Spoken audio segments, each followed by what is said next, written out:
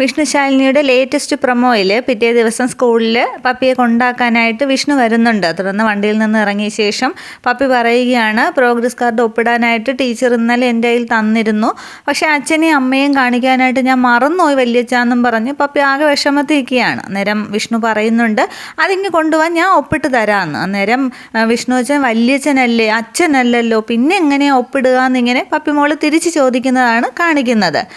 തുടർന്ന് പ്രൊമോയിൽ കാണിക്കുന്നത് ടീച്ചറാണെങ്കിൽ രണ്ടുപേരുടെയും മാർക്ക് ലിസ്റ്റ് പ്രോഗ്രസ് കാർഡ് ഇങ്ങനെ നോക്കിക്കൊണ്ടിരിക്കുന്നതാണ്. സത്യയുടെയും പപ്പിയുടെയും രണ്ട് കയ്യിൽ വെച്ച് നോക്കുകയാണ്. പക്ഷെ അതിൽ നോക്കിയിട്ട് അന്തം വിട്ട് രണ്ടുപേരെ ഇങ്ങനെ മാറി മാറി നോക്കുന്നതായിട്ടാണ് കാണിക്കുന്നത്. ഇനിയിപ്പോൾ വിഷ്ണു ആയിരിക്കും പപ്പിമോളുടെ പ്രോഗ്രസ് കാർഡിൽ ഒപ്പിട്ടുണ്ടാവുക. അതേപോലെ സത്യയുടെ പ്രോഗ്രസ് കാർഡിൽ ഇനി ശാലിനി വിഷ്ണുവിൻ്റെ ഒപ്പാണോ ഇട്ടത്, ഇനി അതുകൊണ്ടാണോ രണ്ടുപേരുടെ ഒരുപോലെ ഇരിക്കുന്നത് കൊണ്ട് ഇനി രണ്ടുപേരെയും നോക്കിക്കൊണ്ടിരിക്കുന്നതായിരിക്കാം.